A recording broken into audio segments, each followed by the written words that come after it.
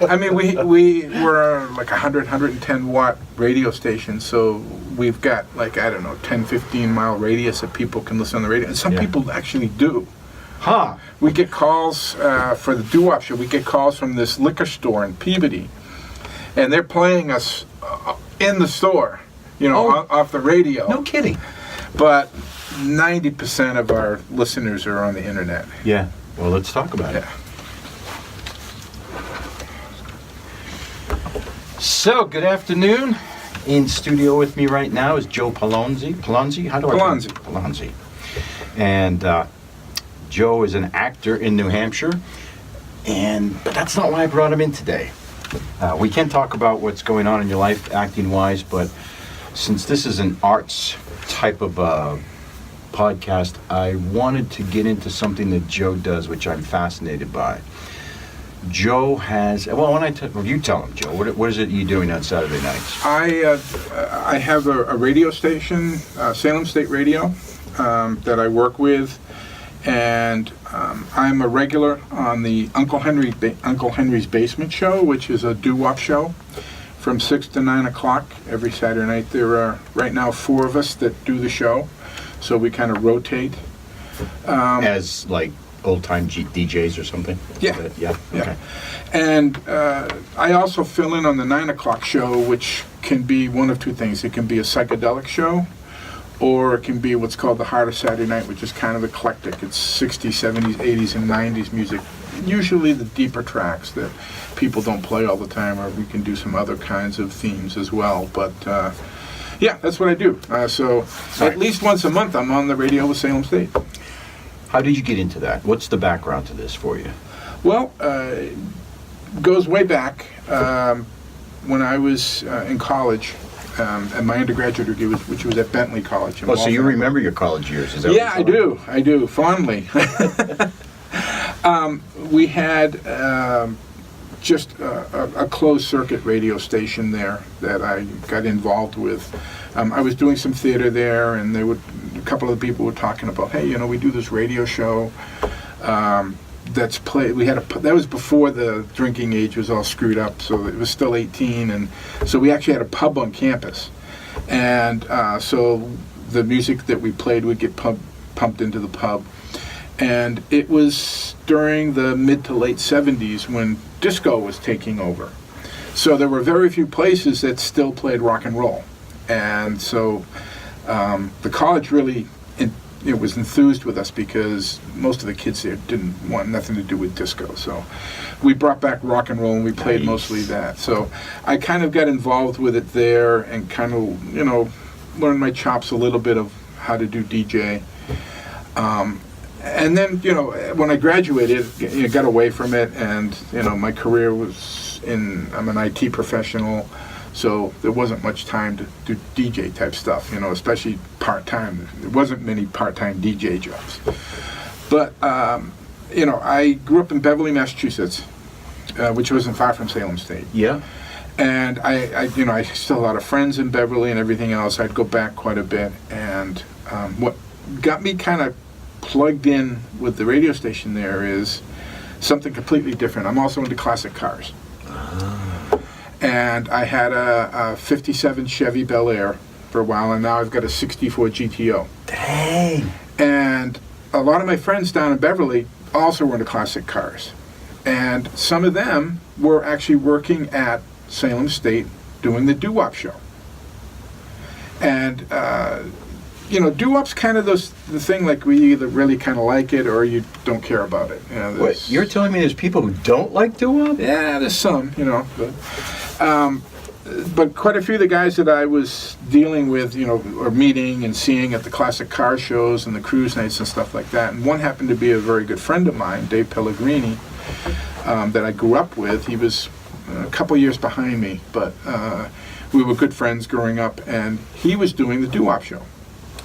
So I would go over with him and help him do the show, typing in the songs and stuff like that. Occasionally he'd let me talk on the radio too. And that kind of brought back all the memories of what I was doing, what I did at Bentley and stuff like that. And I really enjoyed doo-wop and R&B music. And there wasn't a lot of that you could find anywhere. Certainly none of the radio stations in the Boston area do it. Mm-hmm. And even on the internet, there seemed to be, kind of a hole there. Not many people were doing doo-wop music. They might play it as part of an oldie show, but nothing that was dedicated to just doo-wop. So I had already built up a pretty good repertoire of music in my collection for doo-wop. So this just kind of enthused me. And then Dave wanted to get out of doing the radio show. He'd been doing it for quite a few years. And so I said, well, fine, get me up to speed on what to do it, and I'll take over your slot. And that's how I kind of got into it then. And I did have to go through some training at the radio station and get certified by the student managers. Is that for the board and all that, the sound board? Yeah. And anybody could do it. Believe me, the board is. You're not supposed to say that, Jerry. You're supposed to make it sound like it's technical. I wish it was a more complex board, but it isn't. It's a pretty simplistic board, and so running the board's not difficult.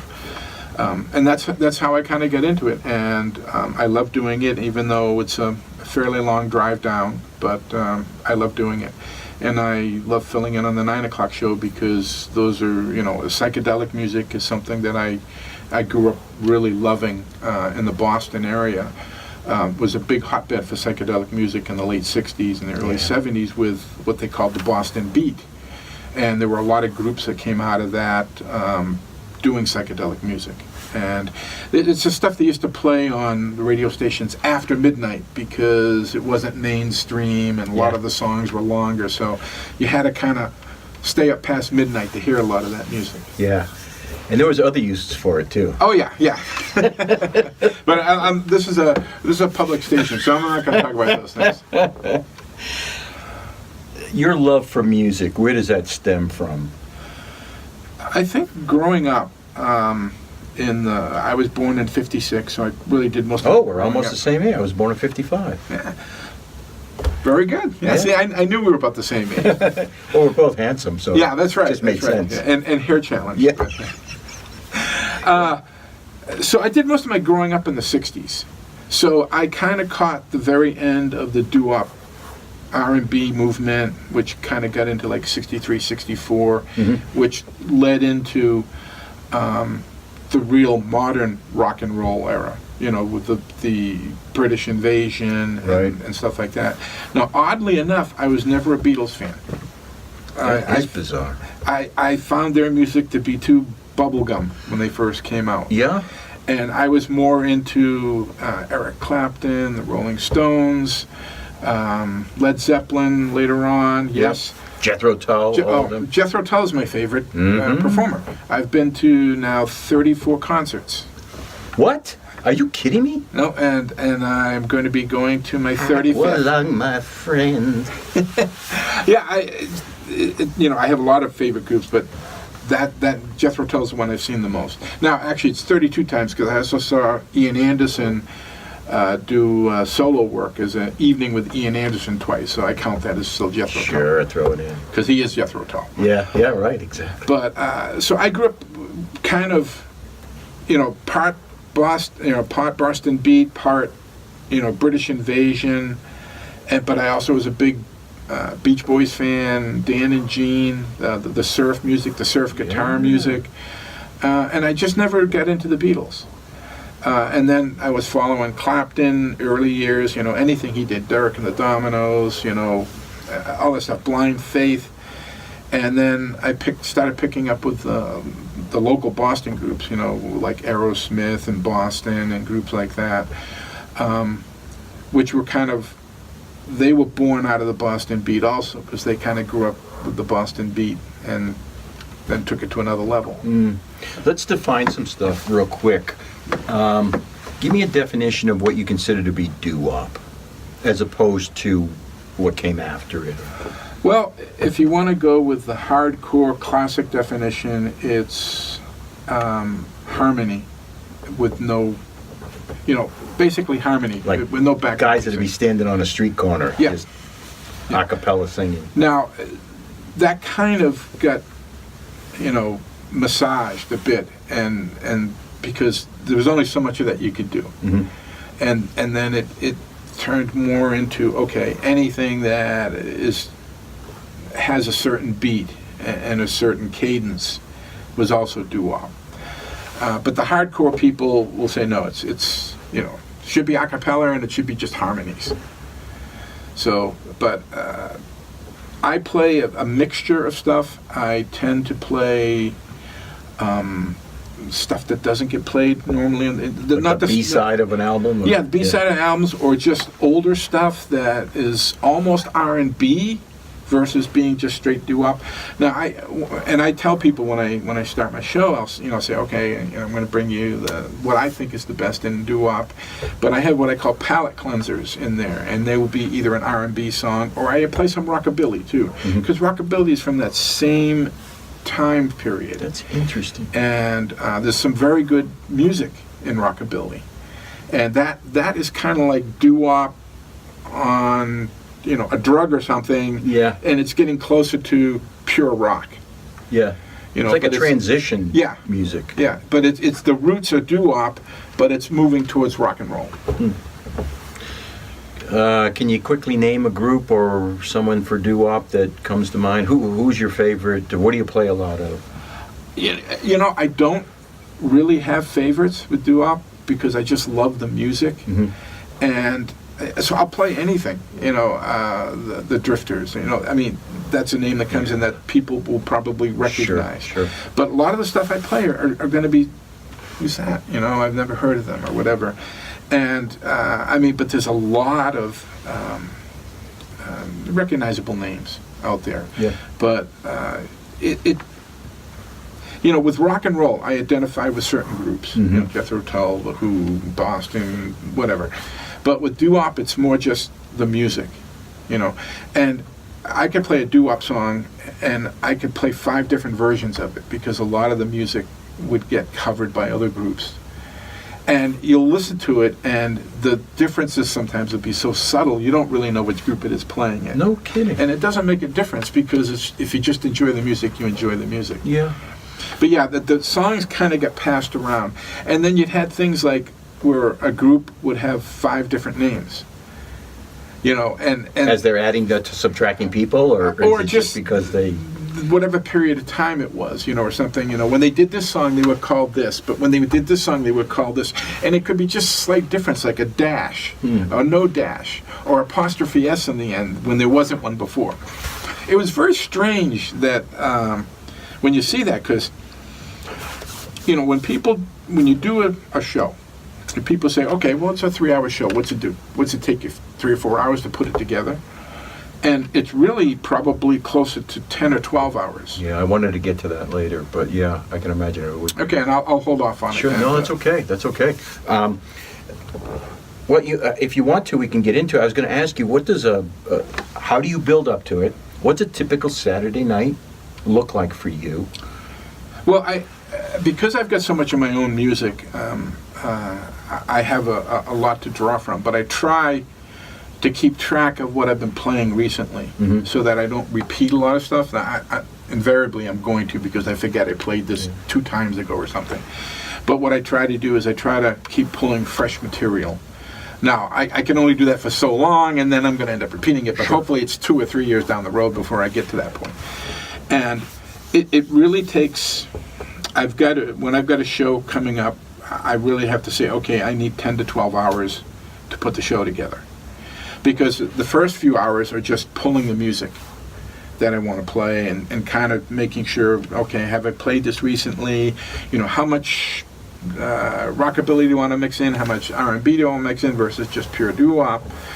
And then, and this is something where, people that want to become DJs have this mindset that, well, you have to know every song you play, you have to know everything about it. If you go into it thinking that, you will never be a good DJ, because there is no way. I've got probably 15 or 1,600 doo-wop songs in my collection. Do you own them? I own them. You do. There is no way I can remember 15 or 1,600 doo-wop songs. I'm lucky if I remember where I lived and what my wife's name is. So you can't. You just can't. You'll hear it and you'll know it. but you can't remember everything about the group, where they started, what the different iterations of their, lineup was and stuff like. There's no way you can remember all that. So a good 5 hours is just me researching the songs so that I have something to talk about. Okay. Now, some of the songs, I'll remember. Yeah. But a majority of them, I have to look this information back up so I can sit there and say, well, this group started in, 1956 in the streets of Harlem, and, and they started off with this lineup, and now, but by the time they got to this song, this was the lineup. So stuff like that, if I choose to do that in a show, and sometimes I don't. Sometimes I just try to jam as much music in as I can. But there are some shows that I want to talk about the groups, because I want to give people a better appreciation for the music, and not just listen to the music, but understand why that music happened. And there might be some tragic event in the, Right. that caused that music to happen, or just maybe it's just curious information that nobody would ever know. Yeah. One of my favorite reasons for summertime coming around is because the oldies get played a lot more. It's summertime music. Mm-hmm. But what I really like about it is the background stories. You never realize why a song was written or how it got into the hands of that artist. Mm-hmm. And to me, one of the most fascinating things is when Dick Clark or some other DJ says this song was actually written by, and then it was turned down by this artist and ended up in the hands of this guy, who then turned it over to a girlfriend or an uncle and made a hit out of it. Yep. That's fascinating to me. And what I'll find is, I'll find a group and the music that I like, and I'll look at the lineup and stuff like that, and I'll say, oh, I know that name. And, it might be like Marvin Gaye. Now, everybody knows Marvin Gaye. Sure. All right, but they don't know that he started off doing doo-wop. I didn't know that. Or the fact that the Beach Boys did a doo-wop song.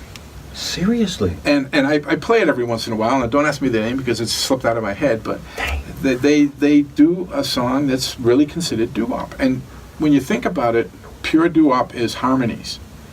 Well, who did harmonies better than the Beach Boys? Right. Really nobody. So the fact that they had one that's considered a doo-wop song is really not that strange, but people think of the Beach Boys and the beach and surf songs, right, and all their California sound. So they wouldn't think of, wow, they did a doo-wop song? And that's, I get calls sometimes, say, was that really the Beach Boys? I said, yeah, listen to it. You can tell, you can hear the distinct voices of the Beach Boys. And yeah, they did it. They did a doo-wop song. Wow. But I try to find nuggets like that, like somebody who was in a group and did doo-wop, who maybe was much more famous in a solo career and maybe a different genre of music, and you would say, wow, they did doo-wop. That's the stuff I'm talking about. It fascinates me. Your research. Now, how long have you been doing DJing? With Salem State now, it's been four and a half years. Okay. I was going to say, research must have been harder years ago, right? Now you get Google. Oh, yeah. And you can just punch in a name and... There are some books out there, and I have one of them which covers a lot of the stuff, but it's more the basic stuff. A lot of the stuff you might already know if you're playing a lot of doo-wop. But for someone just starting and wanting to learn about doo-wop, there's a lot of good books out there. But yeah, I mean, with the internet now, you can I know. pretty much pop up anything. Yeah. Now, some of the songs I play are so deep and dark that I can't even find them on the internet. Deep and dark in what way? Probably, a B-side of a group that wasn't that popular type of thing, where there's not, there's just some that they know the music exists, they have the song, but they know nothing about the group or where they came from or anything else. So, I have run into that where I can find no information on the internet about a group or about the song that they did. Seriously? It just doesn't exist? The music exists, but none of the backstory exists anymore. Wow. And that's, a lot of that's from probably early 50s to mid 50s. But yeah, I've got a lot of music where it's just like, every once in a while I'll try to search a little more on some of these and come up blank. Were there certain studios back then that focused mainly on that? Where were these people recording? Everywhere, and literally everywhere. People would set up recording studios in their basements. Really? There were so many doo-wop groups. and the majors, major studios, okay, hadn't really gotten into the doo-wop yet. So there were all these new record labels popping up all over the place, just for doo-wop, or just for rockabilly, or just for R&B, because it wasn't mainstream when it first started. So you had all these record companies that just popped up, and they might, like I said, they might have their studio in somebody's basement or in a garage, and they would pump out songs, and then maybe the studio would go away. Oh, you know, man. if the group wasn't that successful, or if they couldn't sign other groups. So, and that's kind of what happened too with the names with some of the groups, is they would change their names slightly every time they worked for a different record company. Right, gotcha. And I don't know if that was because of copyright infringement or whatever. I don't know, back then the rules were different, but and they don't really talk about it much, except that, you know, and I'll mention that with some of the songs I'll play, you know, such and such a group, also known as, also known as, also known as. Yeah. Just so that people have some idea of, oh, well, I've heard of them as this name, but I hadn't heard of them as this name. Yeah. When they do that, is it just because maybe they're changing labels, or have they added personnel? Like, I'm sure sometime they would, because it's a close-knit group, circle of doo-woppers, they must get like a guest singer, right? Or that would drift in, or... You really didn't see too much of that. Oh, no kidding. A lot of times the doo-wop groups would come out of a specific area, and all the members would be from that specific area. And they might have started off as singing on the corner, or they might have started off as singing in their high school, you know, as a quartet or something like that. There really wasn't too much of what you might call a supergroup, where you had people being pulled from all different places. There's a little bit of that, but most of the groups tended to all be from the same neighborhoods. You know, there was a lot of Italian doo-wop and Dion and things like that, and you know, they would all be Italian in the group, and they would all kind of come from the same neighborhood, so it was the same kind of things. And then you would have you know, Chicago had their own doo-wop community. There was a doo-wop community in California, not as vibrant maybe as some of the others, but they did have their own doo-wop community. And you would tend to get, the groups that came out of there all were from California. So you didn't get this, well, all No right. cross-melding. Yeah, you didn't get too many groups where you got a guy from Boston, a guy from Philadelphia, a guy from Chicago, a guy from Florida. They all tended to be kind of from the same area. Now, as doo-wop progressed, that happened a little bit when you got into the 60s. And then you started having certain people kind of float from group to group, because they'd be in a group and the group wouldn't be that successful, so they would leave and go to another group. And so they were looking, of course, for that, you know, pie in the sky type of thing. Yeah. But early on, no, the group would, the guys would just kind of stick it out. And the other thing is, you know, there was very few females. Initially, almost none. And then you saw some infiltration, well, not infiltration, I mean, for whatever reason, you started seeing some females show up. And then you even had some all-female doo-wop groups as well. But it was a man's world for a long time. Do any women, particular women, now that you've mentioned them, float to the top? Would we recognize any of the names of it? Or again, is it just kind of this? You would, because, like, the Supremes. They would do what? Not Diana Ross, but the ones that were the Supremes, and You have to back up. I'm not forget. They were in a doo-wop group before Diana Ross and the Supremes. Oh, interesting. And there were some others too. And again, being at the age I'm at, I probably should have written some of this down before I showed up today. It's all right. You had mentioned that it progressed. So was there a difference between what was happening in the 50s and then the 60s? I know that culturally there was, but what was changing in the music as it progressed? As you got into the 60s, it seemed like the focus became more for top 10. We got to get into the top 10. You know, we got to become more popular, you know, so more popish, because otherwise you weren't going to last. You know, in the 60s, when you think about it, and it started really back in the late 40s with R&B. and then it came into the 50s, and R&B, was still going, but then it kind of, there was an offshoot from R&B that became doo-wop. And then the doo-wop kind of spawned rockabilly, and then rock and roll with Buddy Holly and all that. And even Buddy Holly did a doo-wop song, or a couple of them. Wow. So and then when you get into the 60s, all of a sudden, everything was commercial. So, and if you're competing against the British invasion and the Beatles and stuff like that, well, you need airtime, because airtime was the money. Yeah. Okay. Well, if you're competing against the Beatles and Paul Revere and the Raiders and the Beach Boys and all that, if you don't get airtime, you're irrelevant. Wow. So they tried to become a little more popish, and that's when they really started moving away from the core strict doo-wop. And they still had the harmonies and stuff, but there was more big band behind them and stuff like that. And when I say big band, I'm not talking about, Glenn classical. Miller. No, I'm talking about just more musical instruments and brighter sounds. Bringing in some brass. Yeah. Yeah. Because, the early doo-wop, really, it was about the voices. And now it couldn't just be about the voices, because nobody wanted to listen to just the voices. Mm-hmm. How were they getting any exposure? It wasn't, who was discovering these people? Where were they finding them? Where do you find the doo-wop group? You just drive through Detroit and hope that somebody's standing on a corner and you're going to mic them up? I wish I could give you a great answer for that, but I can't. It came, like I said, they had when you're coming into the late 40s, and you've got the Glenn Miller Orchestra and all that stuff, and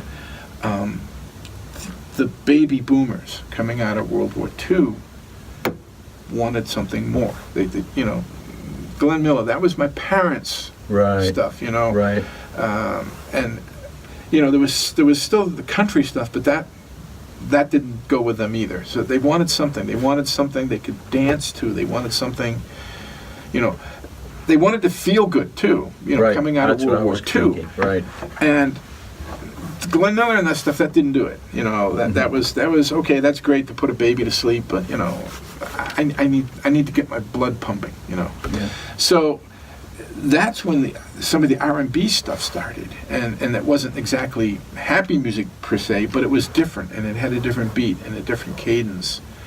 So it was different, and that's what they kind of latched onto. But again, you still had the people that were R&B nuts and wanted that, but then you still had those baby boomers that, okay, that's good, but what's the next step? I'm not there yet. Yeah. So, and that's when you started, okay, doo-wop kind of came out of that, which was, okay, that's a little better, but that also led into the roots of rock and roll, Buddy Holly and all that. Yeah, there was an evolution happening. Yeah. I remember being alive during that time, and it was fascinating to go from, my mind's blanking, but the 50s music, and then into the 60s music, and then the 70s music, forget disco, but it was fascinating to see how it was changing live as the years went on. Yep. It was, well, it seemed like every iteration was becoming a little louder. Yes, absolutely. A little brighter. Yeah. And then it kind of went over the top, I think. But, I'm a heavy metal fan. I like heavy metal, but I don't know how you can listen to it for 5 or 6 hours at a time without kind of getting a headache. But, it became, the R&B was one thing, but that was kind of like downer music. But the doo-wop, what it gave them was lyrics that you could listen to and you could understand. It was stories, which you didn't Glenn Miller and that, there was a little bit of vocals, but not much. Right. And it wasn't a story, it was just a melody and a lullaby or whatever. But then when you get into doo-wop, now you had lyrics that you could identify with and you could understand because it was telling a story. Most doo-wop, there's some that's just, hokey stuff, but a lot of the lyrics were stories. So you could kind of latch onto that and you could sing along with it, in the car or whatever, on the AM radio. Right, yeah. Or my transistor radio. Or the transistor radio. So it gave the masses, the baby boomers, an opportunity to now participate. You know, oh yeah, I know that song. I can sing along with that. You know, which they didn't have before. Mm-hmm. You know, and then you get into the '60s, and it becomes even more prevalent. You know, and now you're talking about very bright, very loud. For the most part, stuff that you could dance to and, Right. and feel good about. Or get high to. Or get high to, yeah. I did a few of those. The also during that time, so you've got crooners, you've got jazz coming up, you've got music from the South, and even the country western stuff was kind of starting to Yep. move in. How did all that fit together? Is there had to have some influence on each other, right?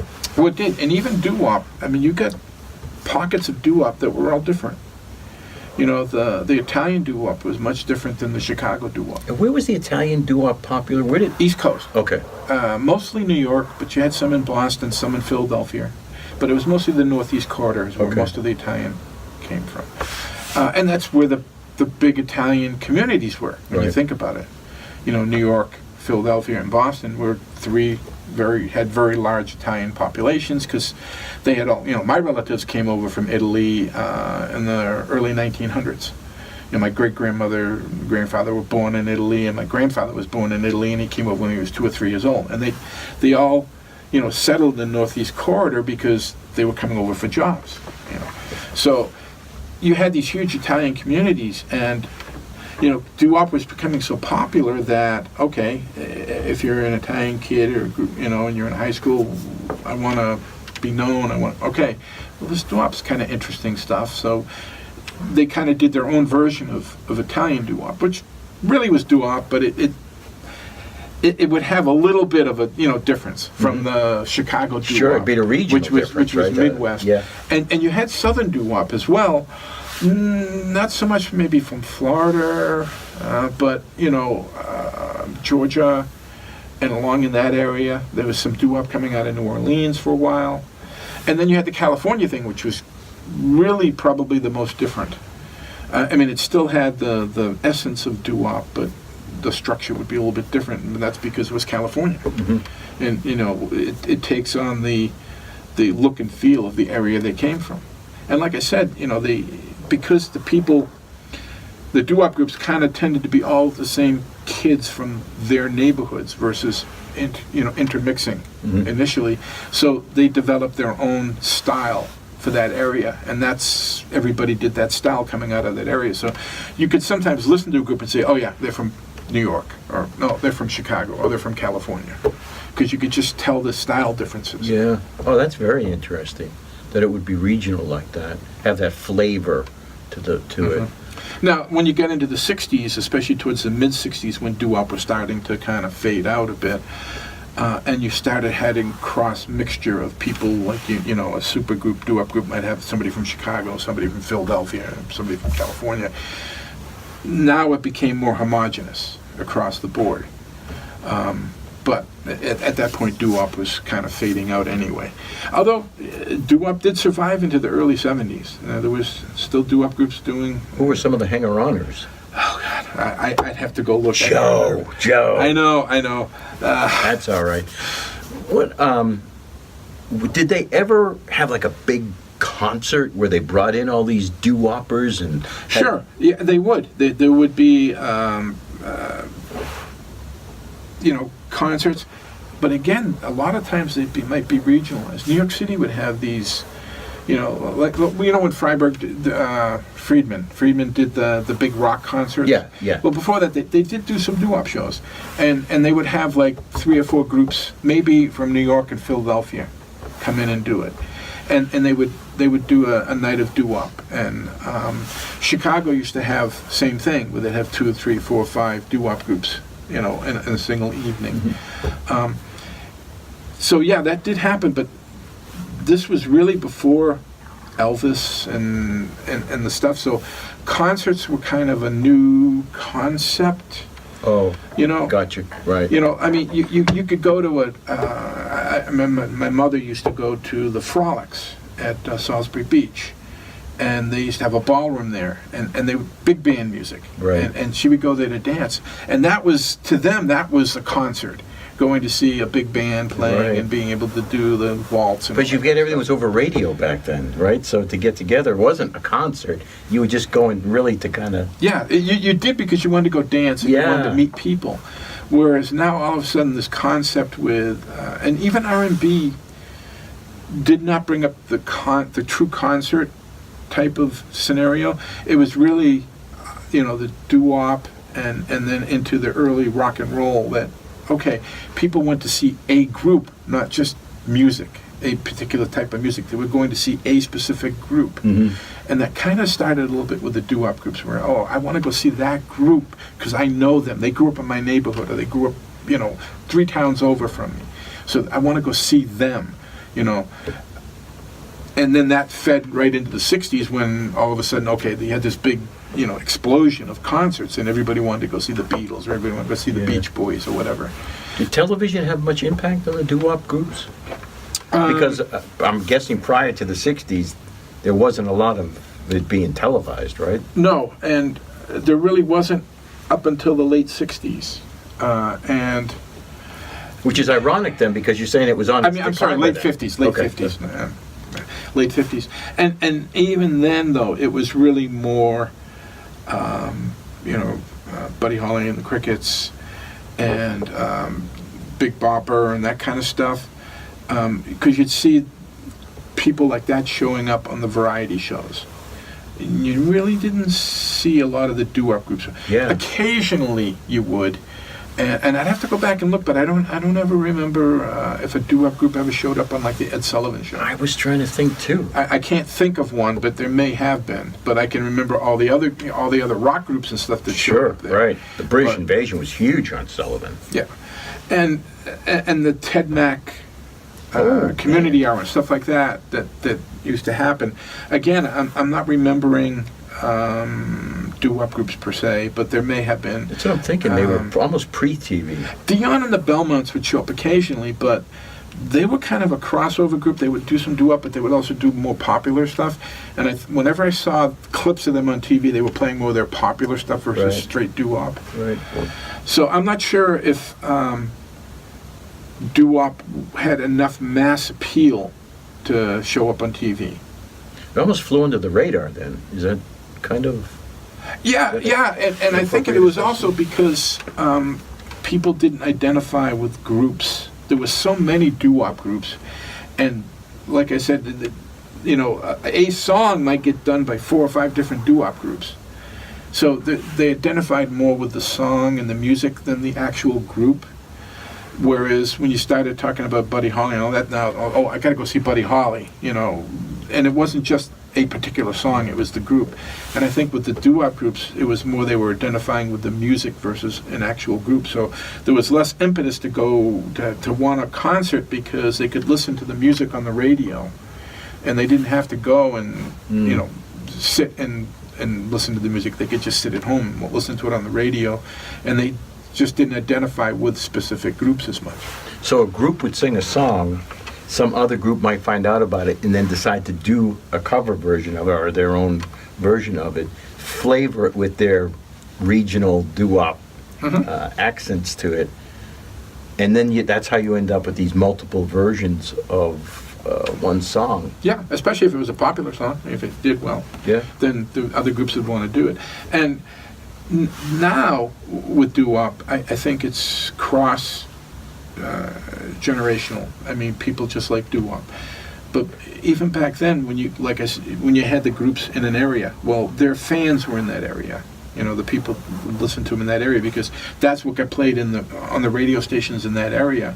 And radio stations in New York might not play doo-wop coming out of California because they had so much New York doo-wop to play, and probably the same in Chicago. So they would hear what was in their area, because the groups were local and stuff like that, and they might not hear the stuff. But now, today, you hear it from all over. It doesn't matter. My show, I don't care where the doo-wop came from. If it's good music, I'll play it. You say it died off in the 70s, pretty much? It started fading out in the 60s, not because it wasn't still good, but because it got kind of pushed aside by the other music that was happening. Yeah. I mean, everything kind of lasts. I mean, you get country music, which has been around forever and Right. ever.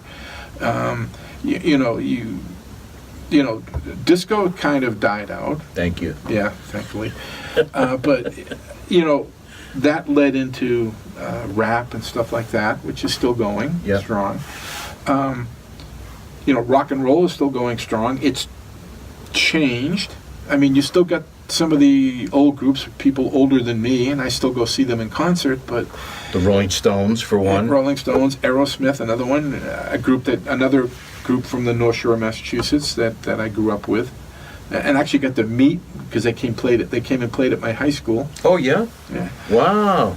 yeah, that was is interesting when because I said I went to Beverly, and we signed them up to come play at Beverly High School. We had a field house, which gave us an advantage over other high schools. And we signed them up, and this was their first album when it first got released. Only sold in New England. It didn't do well any places else. And so we signed them up for like peanuts to come play at our field house. And then they re-released the album, and it went like platinum in 4 or 5 weeks. No kidding. And it was like, we're sitting there going, oh my God. They're either not going to show up or they're going to say, we need a lot more money. And so it's getting closer and closer to the concert. We're not hearing from them. Going, oh my God, they're just not going to show up. And the day of the concert, they show up, put on a kick-ass concert. No I mean, kidding. oh, incredible concert. And I got to meet them all. I got to help them do their sound checks because I was part of the AV Oh, how club. sweet is that? And they did the concert, never asked for another penny. No kidding. I was so, you know, enthralled with that fact that they wouldn't ask for another penny, and they could have. They had us over a barrel. Yeah. And nope, they just did a great concert. They thanked us for the opportunity, and that was it. Wow. And yeah, it was great. It was a great experience. There were a lot of groups used to play in Lowell. Yep. Man, Lowell was huge for a lot of these groups that wanted to come through. I've seen a few concerts up there. I can't remember the hall, but man, oh man. Well, there's the Edgar Lowell Winter Auditorium, but that might have I been don't know it. how far back that No, goes. no, that might have been it. I remember seeing Edgar Winter up there. Yeah. Yeah, they also had some nightclubs up there. One was called Chevy's, and I remember it because they had the back end of a Cadillac sticking out of the building. Oh, I remember seeing that. Yeah, that's funny you mentioned. And the waitresses all were dressed like a sock hop type thing, and then once or twice an hour they would get up on the tables and dance. That's cool. Your radio show on Saturday. Okay, so you started to tell us about the work involved in it. So you Yeah, spend kinda sidetracked. No, it's okay. It's beautiful. So 4 or 5 hours doing research. Yeah. What makes for a good show? You're pulling songs. You're trying to do some research. What's going through your head? What is? It can't just be random. I'm just going to play. I don't know how many songs do you play in a For session? doo-wop, I need to have probably 70 to 75 songs ready, and I probably won't play every one, but doo-wop songs, one other unique thing about doo-wop songs, they're all short, very, very short.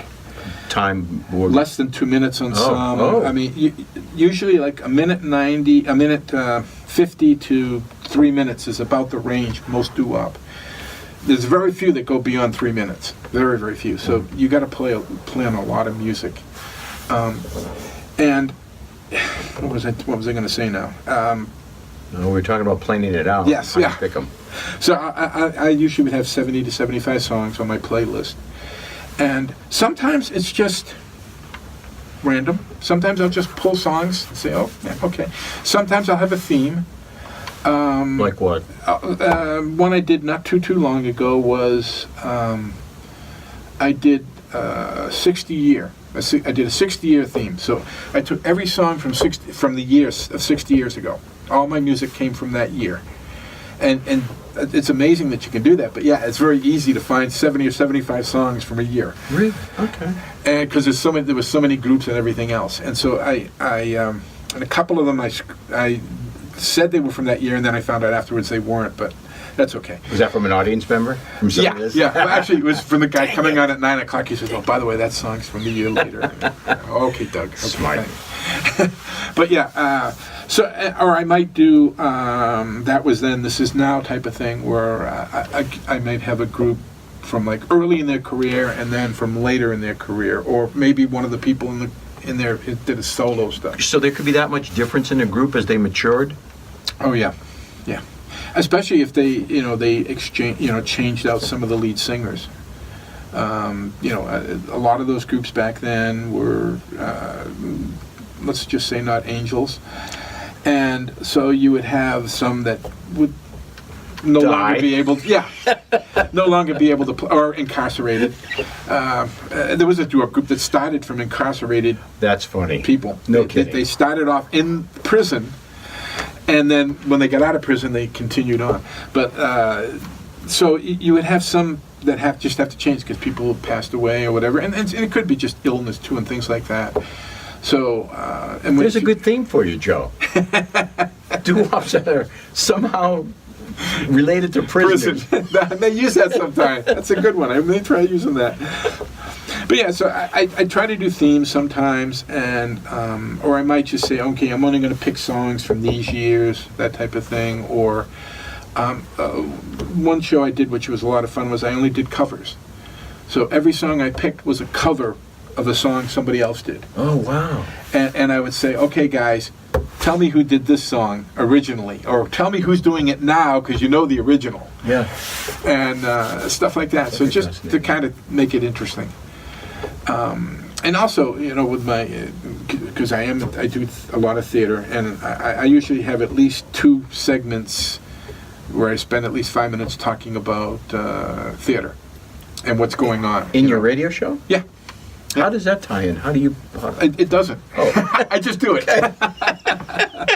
I know I have to talk so much. Yeah. And some nights, I just try to plug shows. Yeah. Or theater companies. Got you. Oh, hey, by the way, because surprisingly enough, I probably get as many, if probably more phone calls than some of the other shows, some of the other DJs. I don't know why that is, but usually we'll get 4, 5, 6 phone calls during a show, which for that station is a lot. Yeah. And I always get compliments on my talking about theater.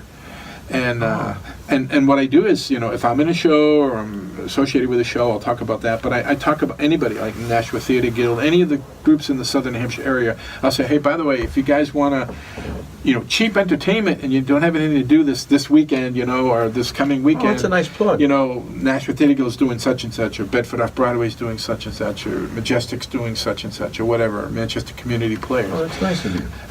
Well, Gives you some banter in the middle of the show. Yeah, it gives me some banter, and, because those are all, nonprofits, okay, it's free advertising. Yeah. I can't talk about money. You can't talk about money because it's a college station. Yeah. So I can't talk about ticket prices or anything, but just say, all right, and just go to their website or go find them on Facebook, and you'll find out all the other information. And I've actually had people show up at shows I was involved with, and because I always try to talk to people when they're out and say, how'd you hear about it? Oh, well, I heard you talk about it on your radio show. No kidding. So it's like, oh, that's cool. Oh, that is cool. I'm glad you brought that up. I wanted to talk to you about, how do you know what the demographics are? Who are you reaching?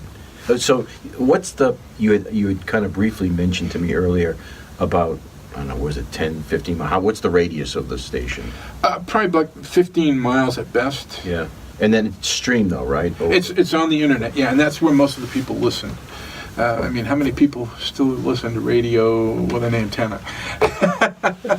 I do it for sports radio, but other than that, I got my satellite and I'm happy. But it's not a big radio station. It's a college radio station. It's very, very expensive. In fact, I'm somewhat surprised that they haven't turned in their license and gone strictly streaming, because they could sell it for a lot of money. Oh yeah. Yeah, it's very competitive for having, your frequency, and there's probably 8 or 10 groups that would be willing to buy it for big dollars just to have that frequency. Dang. But they keep renewing it, so we do have, and like I said, we do have some people that actually do listen.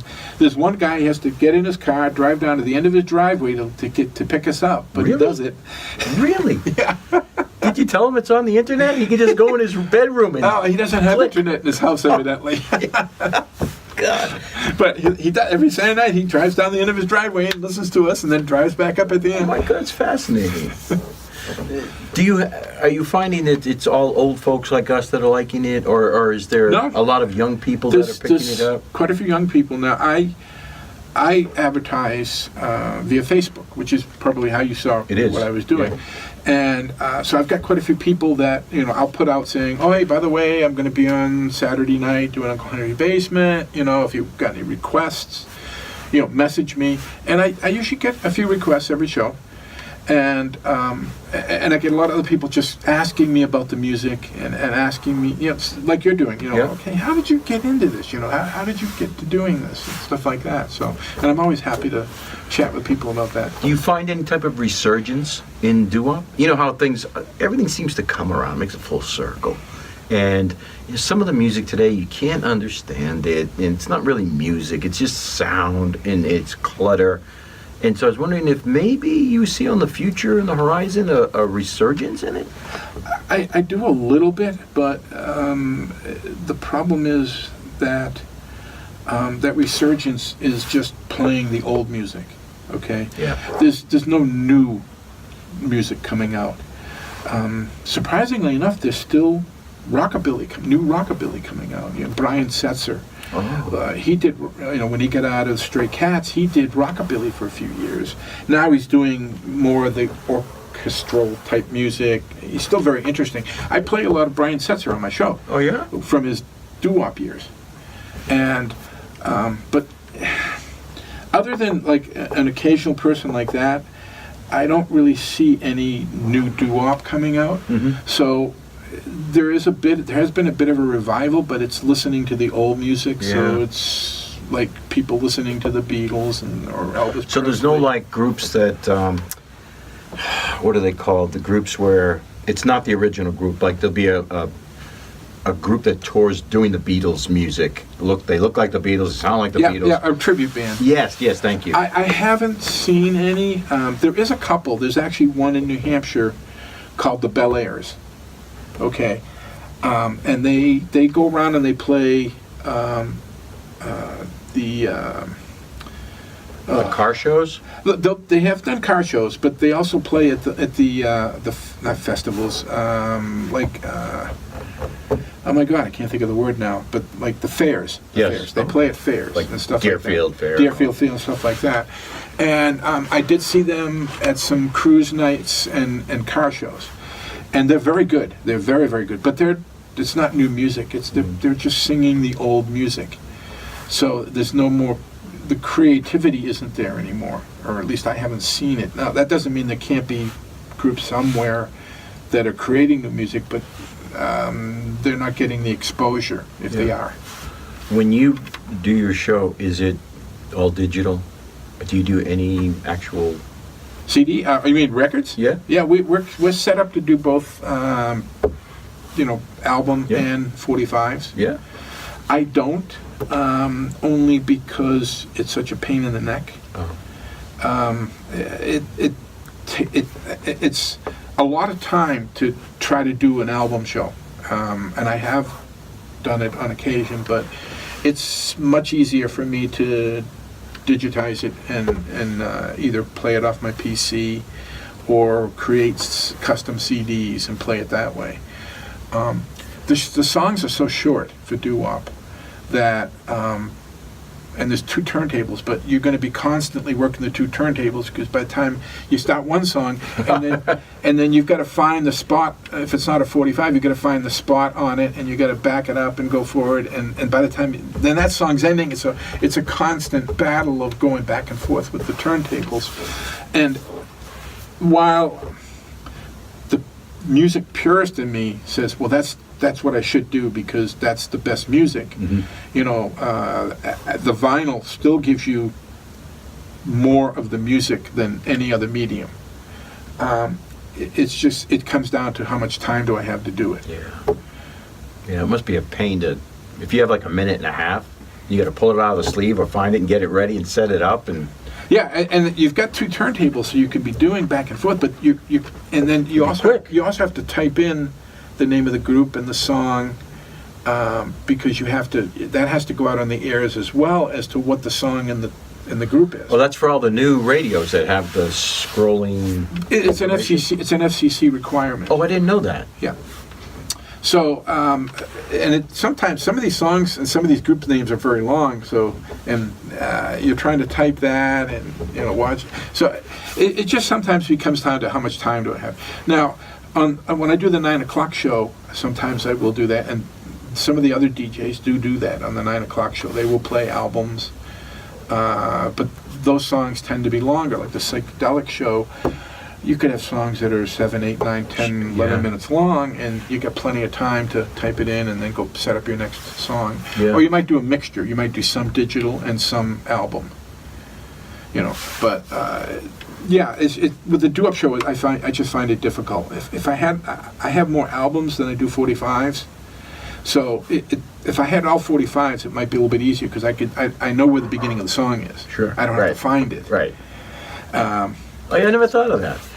You don't think about that anymore because you don't see albums. Yeah, but yeah, there's 12 songs on there. You got to find that little groove where that song is. And you can cue it, and you hear it through your headset before they hear it, and you have to physically then back it up to get it to the beginning of the song or whatever. I forgot all about that. So it does take a little bit of time to do. But the music purist in me says, well, I wish I could do that because that's the purest music. Yeah. How do they handle royalties for that type of stuff? The station does that, and I'm not as plugged into all that, but they do. You just give them a list and say, I played this tonight, and they pay royalties? They pay. There's a master program that they belong to, where they can play any music. Oh, gotcha. They will put out a list of songs and albums that you can't play, but that's all more modern stuff, the newer stuff. There's a playlist, you can't play these albums or these songs, but that's almost always, at least in the 2000s, nothing back far. Oh, okay. Some of the stuff may even be public domain now. Just if you start, some of the stuff I play is from the late 40s. That may even be public domain now. I don't know. Well, that's early doo-wop, huh? Yeah. 40s? Well, it's more the R&B stuff. Oh, gotcha. It's the beginnings of doo-wop, but it's R&B. But yeah, we don't have to worry about that. The station takes care of all that. Do you have... So you covered doo-wop kind of primarily, and then you said the psychedelic. But do you have a personal preference to a genre that you would love to? I mean, are you doing doo-wop because that's your passion, or are you doing it because you're filled in a spot for somebody and now you're doing it? It is a passion. I love doo-wop. But I'd be lying if I didn't say I don't enjoy doing the other shows. Yeah. Because with doo-wop, the music is all pretty much the same. Mm-hmm. The songs are different, but the beats and the cadences and so with the psychedelic or the Saturday night, Harder Saturday Night, I can play a much bigger variety of music, and I'm much freer with my selection. Mm-hmm. Whereas with doo-wop, I'm pretty much going to play some R&B, some doo-wop, maybe some rockabilly. That's it. And but when I do the psychedelic show or the Saturday Saturday Night, I have a huge, much bigger palette to choose from. As styles and things like that, and I can do much bigger types of themes and stuff like that. When we talk about the psychedelic part, was that a time frame? Like, was there 70s to 80s? It stopped at like the 80s? There is still psychedelic music today. Really? But the biggest batch is from mid-60s to mid-70s. That's where most of what I choose to play comes from.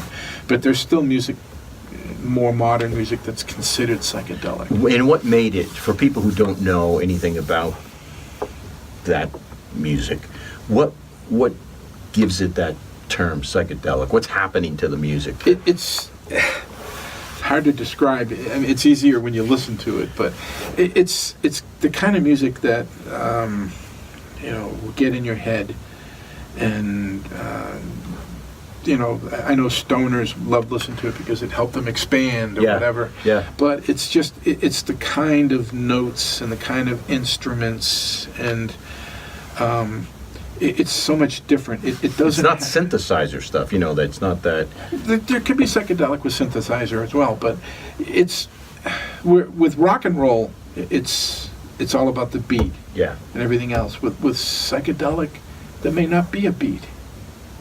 It just might go anywhere. It can go anywhere, and there might be a story, there might not be a story. Did you ever hear Journey to the Center of the Earth? Oh yeah. Yeah. So there's a story. Rick Wakeman. Yeah. Oh yeah. I was a huge Rick Wakeman fan. God, that thing would take me to places I could see pterodactyls flying through the air, and I might have been doing something at the time that enhanced that, but He did 3 or 4 concept albums like that. Journey to the Center of the Earth. He did one about King Arthur and the Knights Table. I never heard that one. And they're all equally as good. And of course he's was huge as being part of Yes. I didn't know that. Oh yeah, he was there. He wasn't their initial keyboard player, but he was their keyboard player during their biggest in the 70s, with most of their big hits in the 70s. And just as an aside, there are 2 Yes groups now. Really? There is. How's that function? There is what was the original Yes, which only has Steve Howe left. And then there is another Yes group, which is John Anderson, Wakeman, and Rabin.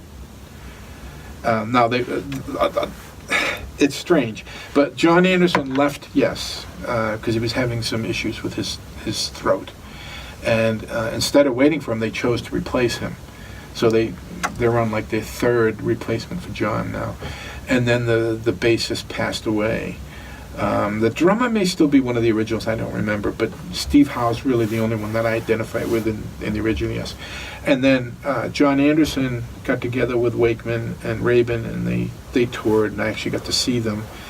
And they wanted to be called Yes also, so they worked out a deal where they could both be called Yes. So it's Yes featuring Steve Howe, and the other one is Yes featuring John Anderson, Rabin, and Wakeman. Wow. So, and they both tour. And actually, I'm going to see John Anderson at the Tupelo in a couple of weeks or so. Yeah? Now, this is solo stuff, but I've always been a big fan. Now, that's more progressive rock than psychedelic. Mhm. But psychedelic, the progressive rock, I think, really spawned out of the psychedelic movement. And you had groups like Yes, and you had groups like Uriah Heep Oh, yeah. that were big progressive rock bands, and that they kind of. So you had mainstream rock, you had psychedelic that went way the heck up, way up here into the atmosphere, and then in between them was kind of the progressive rock. So it was a little bit different than rock, but wasn't as strange as the psychedelic music. Yeah. But there was a lot of groups that came out of the Boston beat that were psychedelic groups. Ultimate Spinach, Beacon Street. Orpheus, which I don't think people really knew what to do with Orpheus because they did more ballads and stuff, but they were part of that Boston beat as well. They had one huge hit, which was Haven't Got the Time. Oh, yeah. And, that kind of spawned out of, I think, the psychedelic movement. Yeah.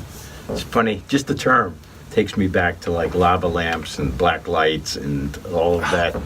I had the black lights and the fluorescent posters when I was in college. Yeah. I used to go down to Boston to all the head shops down there and check them all out.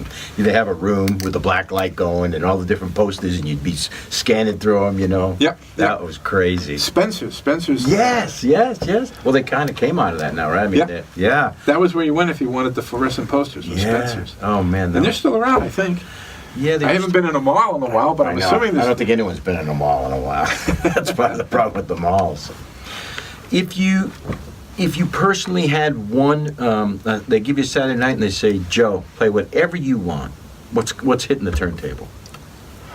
I would love to do a progression show where I start with R&B, go to doo-wop, go to straight rock, go to psychedelic, go to progressive. Sweet. So each half hour or hour would change. Yeah, and just do the progression all the way up into where my biggest passion ends. But yeah, I mean, it would be interesting to do that, and I'm going to actually get a chance to kind of do that coming up on April 27th, because I'm doing my doo-wop show, and I'm filling in at the 9 o'clock, so I'm going to be on the air for 6 straight hours. And the first 3 hours are going to be doo-wop, and then the second 3 hours is the heart of Saturday night, which means I can play anything I want. Wow, what a great show that's going to be. So I'll do R&B, doo-wop, rockabilly, and then at 9 o'clock I'll switch over and pick up from the 60s all the way through the 90s. You ever do any remotes? I wish we could. I wish we could do it from our homes, but the way the setup is right now, we would actually have to have that same board at our house, so it's prohibitive to be able to do that.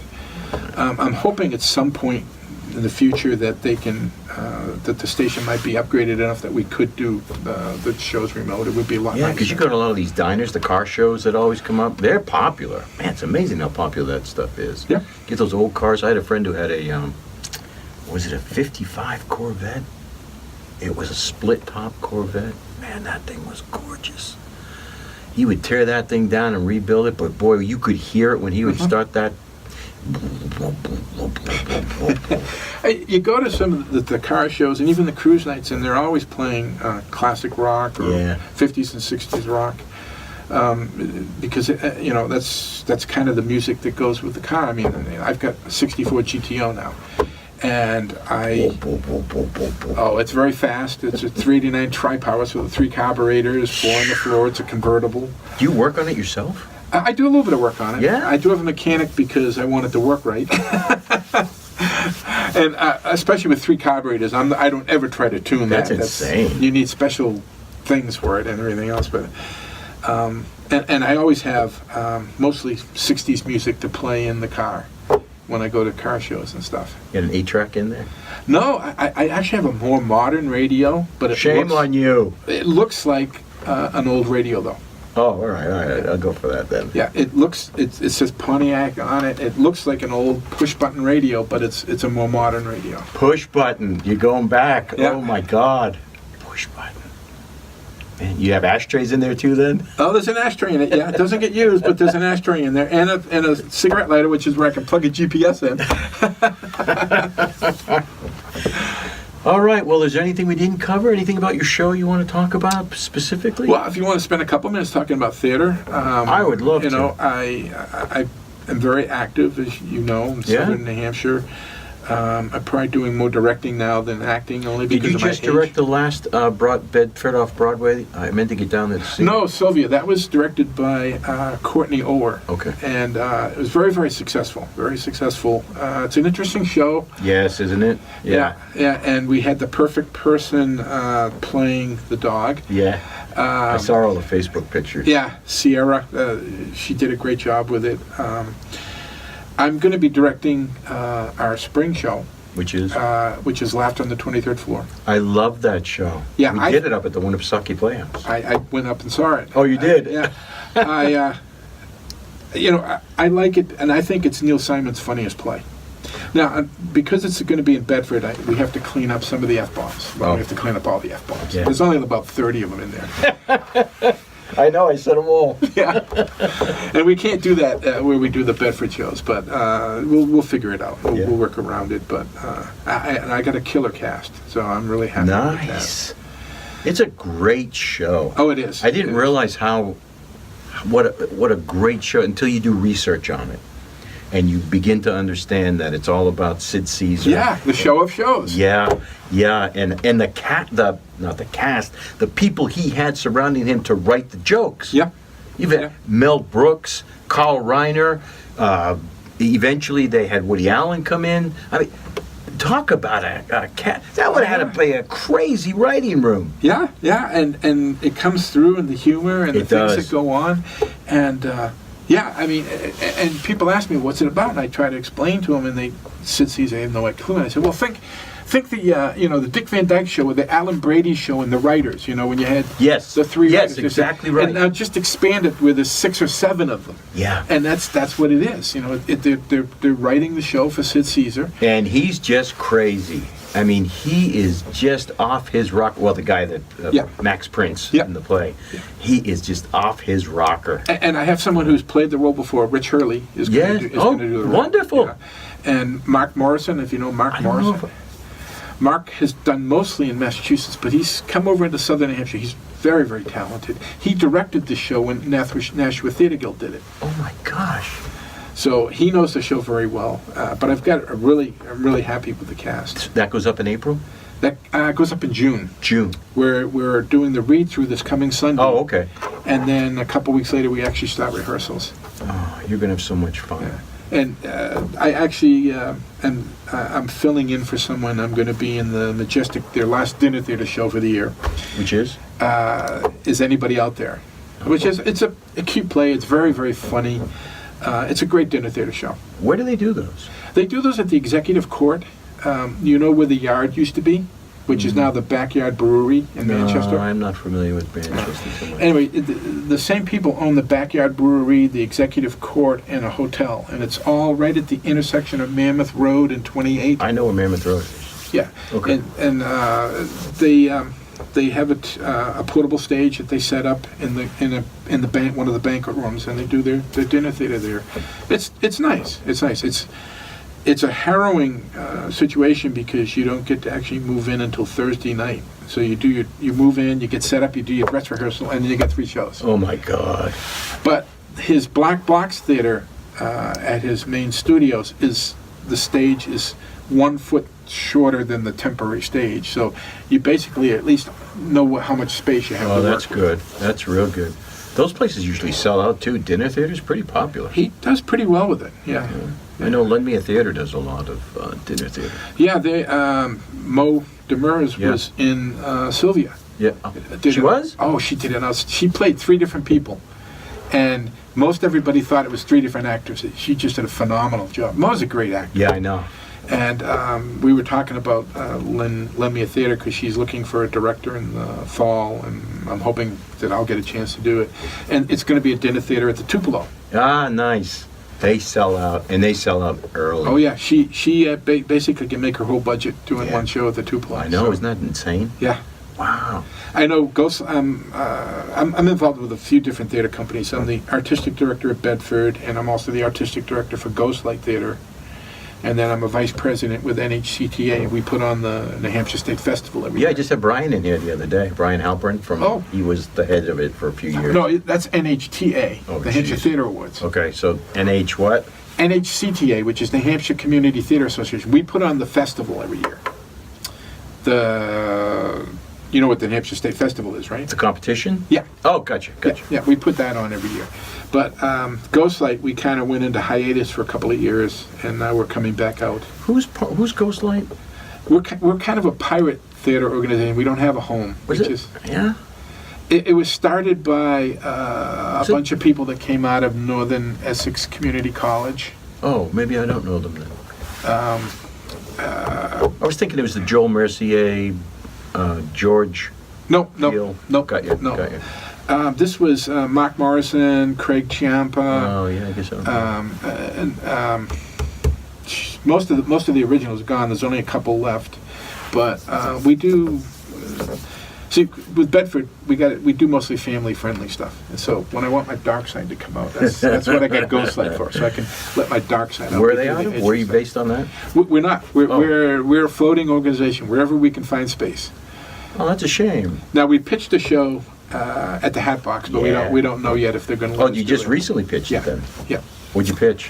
The Exit Interview, which is an interesting show. It's very much a Ghostlight type show. It starts off with 2 cheerleaders telling you a little bit about the show, and then it actually kind of has a normal moment where you've got this professor who's A being normal moment. yeah. There's not too many of them, but you get this professor who's being pink slipped by a university. His contract's not being renewed, and then it just devolves into the ether from there. And you get God talking to him, and all kinds of other weird Oh things. man, I going hope on. they pick that up. I like So- the Hatbox a lot. I'd love to see that. Yeah, I know Andrew very well, and has seemed kind of anxious to try to get Ghostlight to come in and do a show. We kind of screwed up last year. We were going to pitch a show, and it never did, and or we're late, and so we made sure we got everything in on time this year, and had somebody there for the pitch night. So we'll see. If they pick us up, great. If they don't, I think we're going to do the show either way. We'll find some place else to do show. It's too good a show not to do. Yeah, but that's a shame. So how many shows do you try to do a year then? I mean, because that would be one, but Well, when Ghostlight was full force, we were doing at least 2 or 3 shows a year plus festival. Right now, we'll probably try to do 1 show a year and festival till we get back, build up our legs again. what's a backup venue for you guys? We don't have a backup venue. It's So like, where do you go out hunting for okay, we need a theater, let's... we've done it all over. We've done it at the governor's house at the Capitol Center downstairs. We Yeah. did shows there.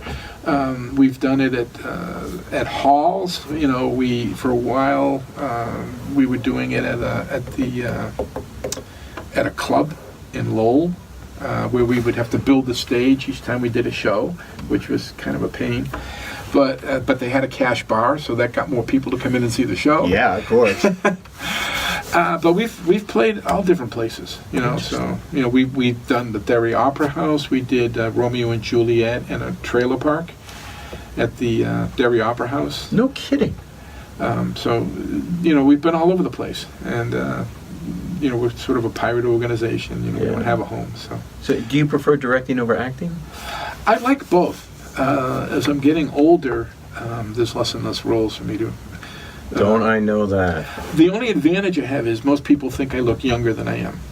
You do. I'll say that right out. Yeah, So you do. I can still, I can still audition for roles, say late 40s, early 50s. But one of these days I'm going to wake up and I'm going to look my age and it's going to be all over. Yeah. So, I can tell you it's not a happy place to be. because I'm artistic director of Bedford, they want me to direct at least one of the 3 shows a year there. So I'm pretty much locked in for that. I've been directing at least 1 show for the Majestic as well. Rob Dion's group. Yeah. And so then I try to mix in being in shows as well. MAP is going to be doing... That's the Milford area players. Yeah, Milford area players. Oh my God, it's Shakespeare. Oh, Jeez. Shakespeare. Hamlet in the fall, and Vic Benison's going to be directing that. So I like that. I'm pretty sure I'm going to go audition for that, either as the King or Polonius or something like that, because Yeah. I do love doing Shakespeare. I did Shakespeare in the Park with the National Theatre Guild probably 8 or 10 years in a row. I just don't like baking anymore. 8 or 10 years you did Shakespeare? Yeah, Man, but you're full of surprises. it gets so hot. Yeah, I'll bet. The first year I did it, we did Much Ado About Nothing, and it was my coming out of retirement show. And it was literally 115 degrees on the stage for a couple of the shows, because it's a cement pad, and it's the half shell type of thing, but the sun beats directly on it all morning. And it acts like a microwave. Warms it up for you, It sure. collects all that heat and then radiates it up. And the director had chosen for us to do it in complete Shakespearean regalia. Oh my God. So I was wearing like 20 pounds of velour. And it was, nobody would go near me at the end of the shows because I was dripping wet. No, you stay there. We'll see you tomorrow. They need to have a hose backstage just to hose you guys down.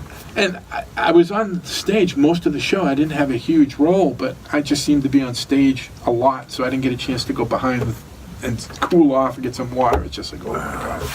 But I did that probably 8 or 10 years in a row, and then I said, okay, I've had enough of this. Yeah. If I'm going to do Shakespeare, it's going to be inside the air conditioning. Yeah, good for you. Shakespeare's tough. Tougher than most people, I think, really understand. But what I liked about it was we weren't mic'd.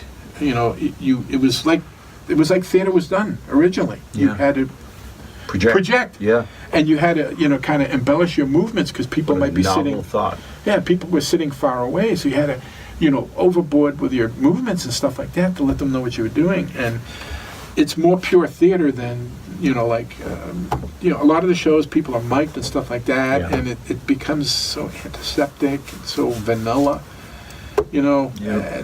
and people, I know as a director, in Bedford, we don't mic people because usually, if you're talking to the back of the stage, nobody's going to hear you. But other than that, they'll hear you. And the thing I have to really pound on some people is project, because they're so used to being mic'd that they just don't project. Yeah. And it's like, hey, look, this is old time theater. We don't have mics. And I'll sit at the back of the theater and I say, if I can't hear you, the audience can't hear That's you. exactly right. So project. Yeah. No, it's a lost art. Yeah. I mean, you're absolutely right. They're so used to be. My wife just went and saw our kids' show the other day, and they're all mic'd as children. Yeah. So they're going to go through grade school, junior high, high school, college, all being mic'd, never understanding the art of projecting and articulating. Yeah.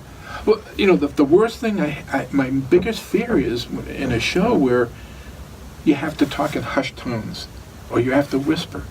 And I swear, nobody under the age of 45 knows how to whisper so people can hear you.